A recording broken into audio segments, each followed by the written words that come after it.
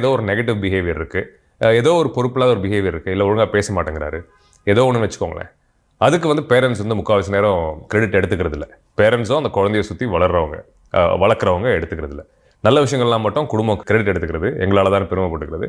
இப்படி ஏதாவது ஒரு விஷயம் அந்த குழந்தை சரியாக பண்ணலன்னா சுற்றி இருக்கவங்களையோ அந்த குழந்தையோட நண்பர்களையோ, இது வந்து நான் 3 வயசுல இருந்து 15 வயசு வரைக்கும் நான் சொல்வேன், என் 18 வயசு வரைக்கும் நான் சொல்லுவேன். சுற்றி இருக்கவங்க சூழலோ, காலேஜோ, ஸ்கூலோ, எதையாவது நம்ம குறை சொல்கிறோம், விளையாடுற இடமோ ஏதோ ஒன்று. தெளிவாக ஒன்று புரிஞ்சுக்கோங்க இந்த பதிவுக்கு அப்புறம். குழந்தை சரியாக பிஹேவ் பண்ணாட்டாலும் அதுக்கு நம்ம தான் காரணம், அதுக்கு நம்ம தான் பொறுப்பு எடுத்துக்கணும். குழந்தைங்கன்றது ஒரு கண்ணாடி மாதிரி.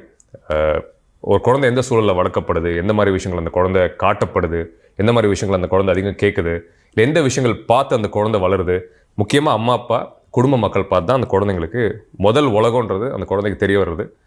குடும்பமோ அம்மா அப்பா ஃபர்ஸ்ட் அண்ட் ஃபார்மோஸ்ட் இவங்க தான். ஸோ இவங்க நடத்தைகளை